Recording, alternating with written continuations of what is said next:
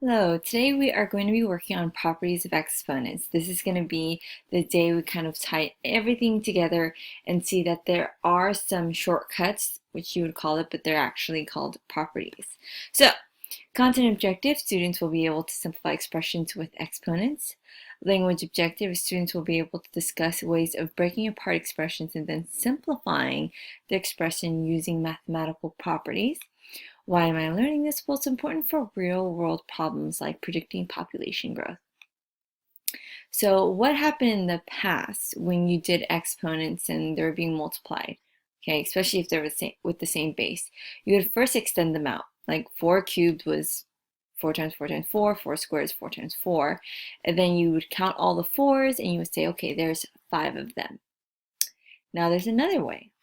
Okay, here, hopefully you understand that, of course, your base is going to be a 4, but you should be asking yourself, if there's 3 here and 2 here, how many do we have all together?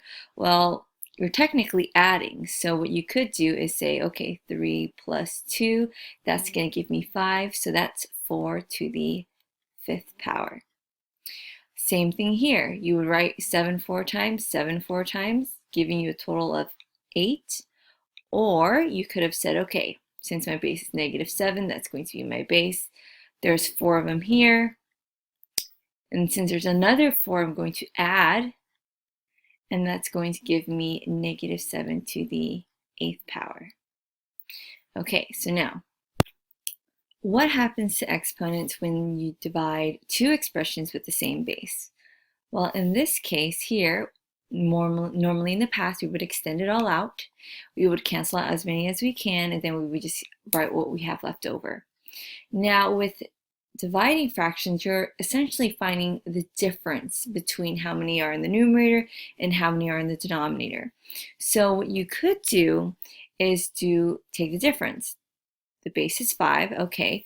Well, there's 6 in the numerator, and we're going to subtract from 4 in the denominator, and that's going to give us 5 to the 2nd power. So you'll see here you're going to have the same answer. Okay, let's do another example. Before in the past, we would extend it all out, cancel as many as we can, and say what we have left over. But now, again, we can just say, okay, the base is a -2. I have 4 in the numerator, and I'm going to go ahead and find the difference between that and how much we have in the denominator, which is 3. So I would say this is the same as -2 to the 1st power. You don't need to have the 1 there. You can just leave it off, and it will still be the same. It will be equivalent. Okay, now let's talk about what happens when you raise a power to a power. In the past, you would repeat, in this case, a 3 squared 4 times. You would count how many you have, and then, or you could have extended out, and then you would give your final answer, which is 3 to the 8th. Well, another way of doing it is understanding, okay, well, you're taking this and you're repeating it 4 times. 4 times. So that could be a hint right there for you. So what you could have done as well is, instead of writing it all out, you can say, okay, well, 2 was repeated 4 times. Sorry, not the 2. The 3 squared is repeated 4 times. So you're essentially multiplying 2 times 4, which is going to give you the answer of 3 to the 8th power. So again, this property definitely speeds things up for you, and it's still going to give you the same answer. Same thing here. In the past, we would write it all out, right? And we would count how many we would have, and we would say, okay, in this case, 7 to the 9th power. But now there is another choice. Again, since you are repeating 7 cubed 3 times, you could just basically find the product of the exponent. So 3 times 3, this is going to equal 7 to the 9th. So definitely using properties is going to speed things up, but you have to be very careful. Sometimes if you don't understand the properties well enough, you're going to confuse when you add, when you subtract, and when you multiply. So if you ever doubt which one it is you're supposed to do exactly, I would say instead of using properties, I would suggest you go back to the basics and extend everything out. That's going to be your safest bet. With that said, let's look at some more examples, but now with some negatives. So here, you could have written it out. This is repeated multiplication, this is repeated division. Cancel as many as you can, and you would give your final answer. But guess what? This also works with negative exponents. You could have done 2 to the, well, since it's multiplying, we're going to go ahead and do 4 plus a negative 2. And that's going to give me 2 to the second. So again, matches up. You're going to get the same answer no matter what. Same here. Before in the past, you'd write it all out and give your final answer. But now you have the choice of using properties. So in this case, since we are multiplying, we're essentially combining all of those exponents together. A negative 2 plus a negative 3 is going to equal 4 to the negative 5th. Now here is where you have to be very careful, because when we're working with exponents, for the most part, we want to write them using positive exponents. You hardly leave exponents negative until we move into scientific notation. So in this case, we're going to take it one step further to simplify, and we're going to turn this into 1 over 4 to the 5th. This is what I'm expecting you to write as a simplified answer. Okay, so you got to keep that in mind. So properties are great, but you still have to remember that negative exponents need to be converted into a positive exponent. Okay, division, same thing. Before we wrote it all out, which took a little bit more time, okay? But now we can go ahead and use the property. So here we can say 7 raised to the negative 9th. Well, here, since it's division, you're essentially finding the difference between how many are in the numerator and how many in the denominator. So we're going to subtract negative 9 minus a negative 6. So here, if it helps you out, definitely add the opposite, and that's going to give you 7 to the negative 3rd power, which of course you're going to have to turn to a positive exponent. So that's going to be 1 over 7 cubed. Okay, so one thing I want to talk about real quick is, notice when I wrote this down, I'm just going to write a little bit larger here. I wrote negative 9 minus a negative 6, and I used parentheses. Normally when you have two signs next to each other, you separate that one term after with parentheses. In fact, in my open math, if you typed in your answer like this, there's a good chance that it won't accept it as the correct answer. So to play it safe, remember to put parentheses around the second term if you have two signs next to each other. Okay, so let's go ahead and power to power. Again, in the past, we extended it all out. We went through all the steps. It's a little bit time consuming, but now with properties, you can just go ahead and say that's 6 raised to the negative 2nd times the 3rd power, which is going to give you 6 to the 6th power. Definitely saves you a lot of time and saves you a lot of room and space, which is really nice. Okay, so what happens if the bases are not the same? Well, before, let's just go ahead and talk about, we would extend it out, right? And then we would rewrite it. But notice you went from the answer straight back to the same answer. Now, could you just add the 3 and the 2 together? The answer is no, you cannot, okay? Because it doesn't mean the same thing. You're only allowed to use properties whenever the bases are the same. I can't stress that enough, okay? Because if you claim this to be true, real quick, you would have written 4 times 2 to the 5th, and that's not what you would end up. You would have this 1, 2, 3, 4, 5, which is not the same as this. So please do not combine bases. Do not combine the exponents unless the bases are the same. Same idea with this. If you were to extend it out, okay, you would have gotten this and you would have simplified back to the same old answer. So please don't do 5/3 and just go ahead and subtract 3 minus 2. That's not going to work at all. I can't stress enough, in order for you to use properties, the basis must be the same, okay?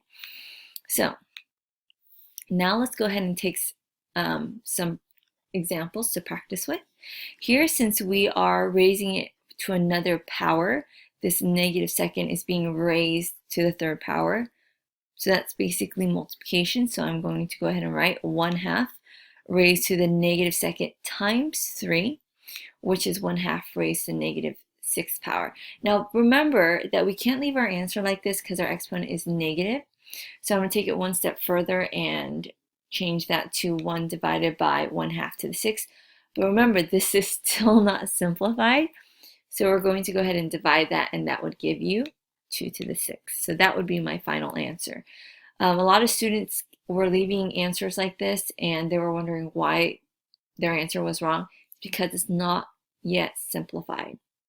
Okay, number 2. Here, since it's multiplication, we're multiplying these two bases together. I'm going to go ahead and add the exponent. So here we're going to have 6 raised to the negative 7th plus a negative 7, which is 6 to the negative 14th. But again, I can't leave it like this. It's negative exponent, so that's 1 over 6 to the 14th.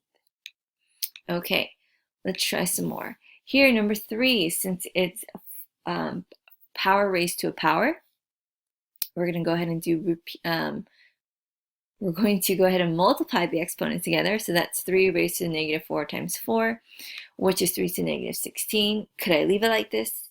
No, because of the negative exponent. So that's going to become 1 over 3 to the 16th. Number 4, what do we do here? Well, since we have two bases, we're going to essentially be using the commutative property, so we compare all the 4's together and all the 7's together, and we're going to repeat the whole process. So here, with all the 4's, I'm going to go ahead and add, since it's multiplication here, I'm going to add a negative 3 with the 5. And for the 7's, I'm going to add the 2 and the negative 7 together, leaving me with 4 to the 2nd times 7 to the negative 5th. But because this is a negative exponent, I'm going to have to change that into a positive. So my final answer will become 4 squared over 7 to the 5th.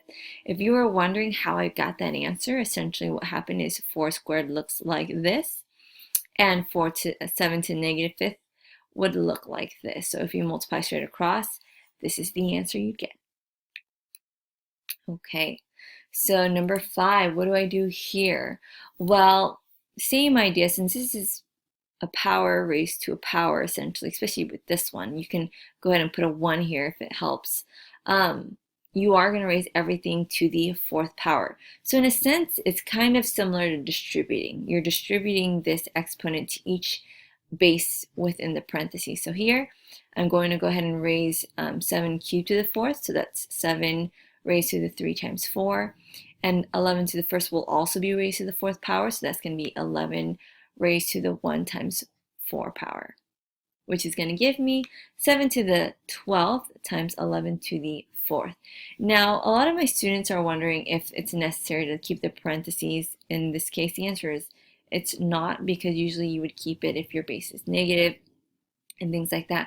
So it's not wrong to have them, but it's not necessary as well. Number 6, here, since it's division, we're going to go ahead and subtract the exponents. So that's 7 raised to the 6 minus a negative 6.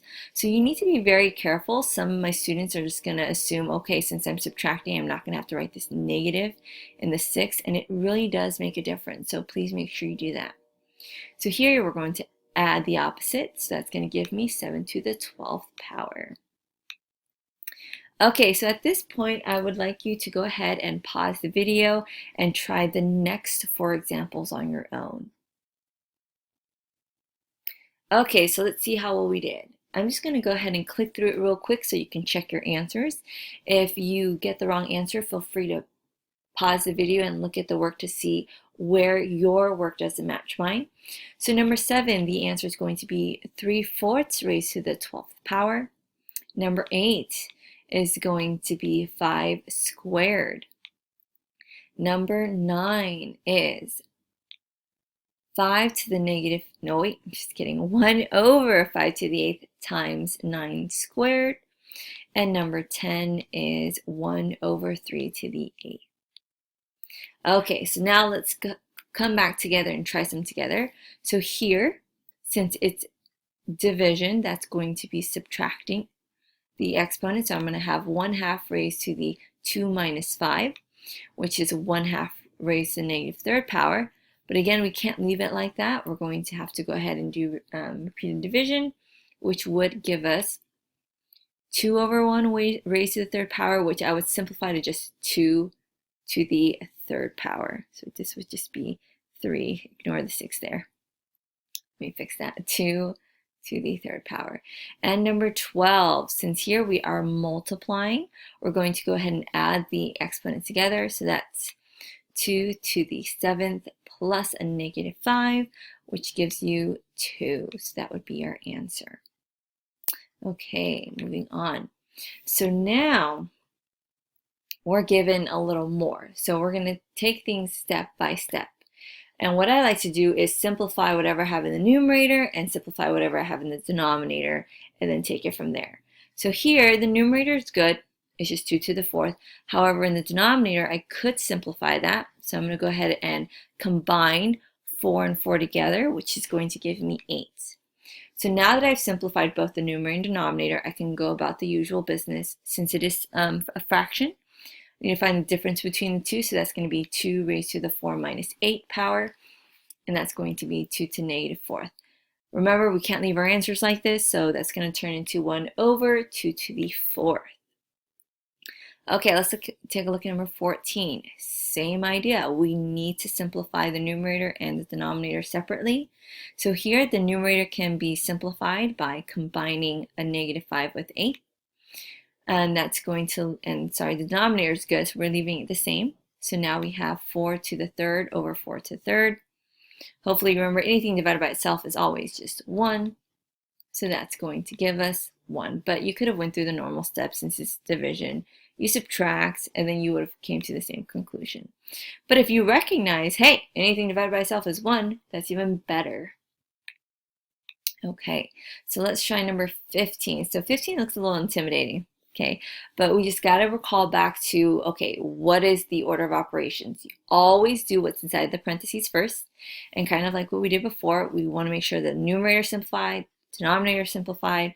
So here, just focusing on the inside of the parentheses, I'm going to get 7 to the 4th over 6 to the negative 3 plus 5. Okay, since they're being multiplied. So now I'm going to simplify this to 6 to the 4th over 6 squared. And now we can go ahead and, since it's a division, we can go ahead and subtract the exponents. So we went ahead and did 4 minus 2. Notice every step of the way I kept squaring the exponents because I haven't gone to that yet. I'm still working on the inside of the parentheses.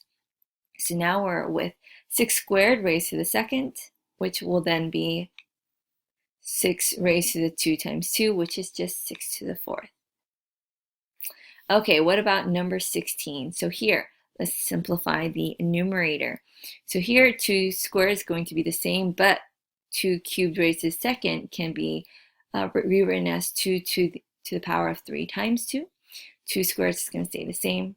So now we have 2 squared times 2 to the 6, because 3 times 2 is 6, over 2 squared. Now some of you, if you recognize that you can go ahead and cross cancel the 2 squared because you recognize, hey, I can divide both of them by 2 squared. Great.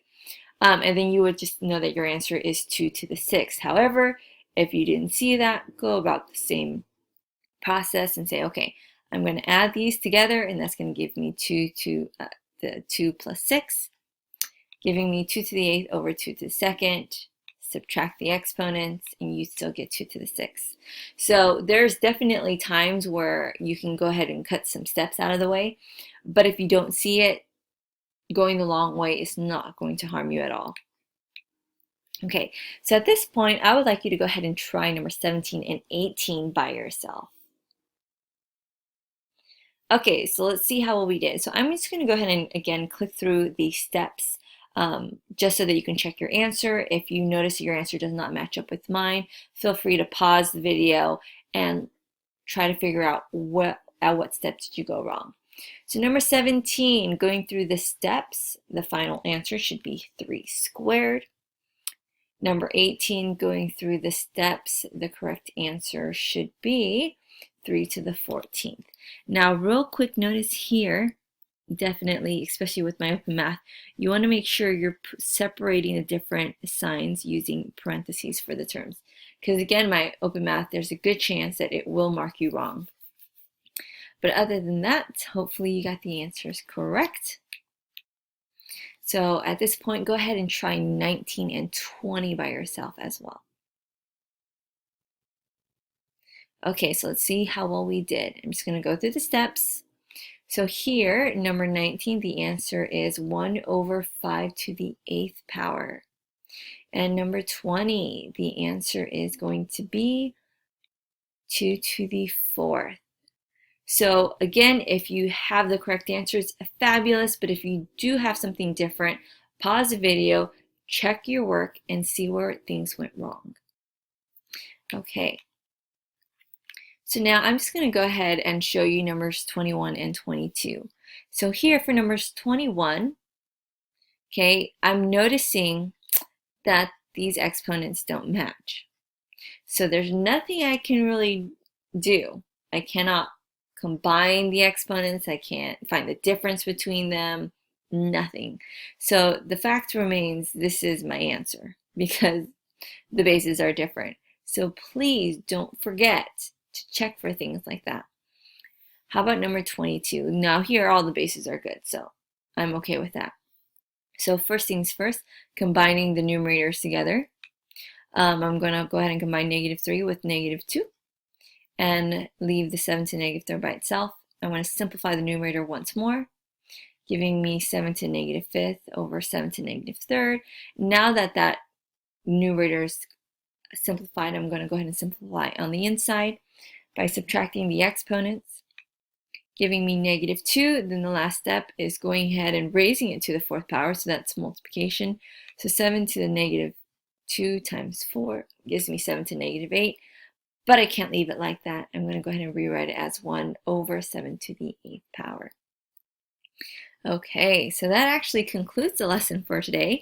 Thank you so much for tuning in, and as always, until next time, bye.